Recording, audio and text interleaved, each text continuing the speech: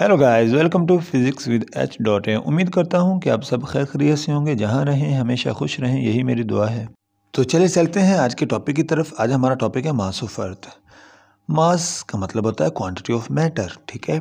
अर्थ का मतलब हमारी ज़मीन, हमारे प्लेनेट। अब इस प्लेनेट का कितना मास है? तो इस टॉपिक में जो सवाल आपसे पूछा जाता है शॉर्ट क्वेश्चन में या लॉन्ग क्वेश्चन में, वो होता है drive formula of mass of earth, ठीक है। तो स्टार्ट करते हैं। तो हम क्या करेंगे, कुछ चीज़ें कंसीडर करेंगे ताकि हम अपना स्टार्ट ले सकें।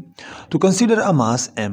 कोई भी एक छोटा सा मास है, कोई बच्चा हो सकता है, कोई एप्पल हो सकता है, कोई फुटबॉल हो सकता है। वो मास m यहाँ पे ज़मीन के ऊपर पड़ा है, सरफेस के ऊपर। तो मास, बड़ा मास यहाँ पे अर्थ है, छोटा मास वो एप्पल या फुटबॉल है या बच्चा है।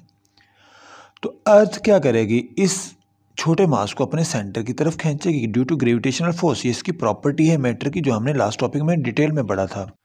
सो बाय लॉ ऑफ ग्रेविटेशन ये फोर्स कितनी लगाएगी ज़मीन उसके ऊपर, उसको हम फाइंड कर सकते हैं, क्योंकि हमने लॉ ऑफ ग्रेविटेशन पढ़ा था F=G m1 m2 upon r square.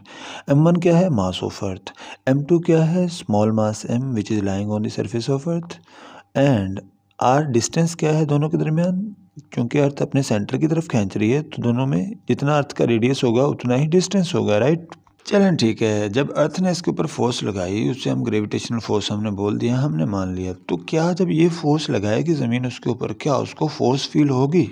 Yes, of course feel होगी। अब वो कितनी होगी, ठीक है, उसको हम नाम देते हैं पुलिंग फोर्स ऑफ को वेट का नाम देते हैं, राइट। वो वेट के बराबर होती है। तो चलें जी, फिर हम इसको मैथ की फॉर्म में भी कन्वर्ट कर सकते हैं कि पुलिंग फोर्स जो होती है वो वेट के बराबर होती है। तो पुलिंग फोर्स की जगह पे F आ गया, वेट की जगह पे W आ गया। और F का हमें पता है ग्रेविटेशनल फोर्स का फार्मूला ऊपर हम कर चुके हैं, वो इसके बराबर है। और वेट जो है वो W के बराबर है, तो इसकी जगह पे mg आ गया। अब हम क्या करेंगे, हमने मास ऑफ अर्थ का फार्मूला निकालना है ना, तो हम क्या करेंगे, me को उधर ही आने देंगे। अब यहाँ me के साथ स्मॉल m है, उसको उस साइड पे ले जाएंगे, उधर जाके वो डिवाइड करेगा। इसी तरह कैपिटल G ऊपर मल्टीप्लाई में, वो भी उधर जाके क्या करेगा, डिवाइड। और r स्क्वायर यहाँ डिवाइड में है, तो उधर जाके क्या करेगा, मल्टीप्लाई, राइट। यहाँ पे देखें, एक m ऊपर है, एक m नीचे है, तो m से m क्या हो जाएगा, कैंसिल। बाकी बचेगा gr square upon capital G, right. और यही हमने यहाँ पे ड्राइव करना था, तो हमारा मास ऑफ अर्थ का फॉर्मूला आ गया। लेकिन यहाँ पे g क्या है, ये भी आपको बता देते हैं। g ग्रेविटेशनल एक्सेलरेशन है, जिसकी वैल्यू होती है 9.8 मीटर पर सेकंड स्क्वायर। इसी तरह r क्या है, रेडियस ऑफ अर्थ, इसकी वैल्यू होती है 6.38 10⁻6 मीटर, राइट।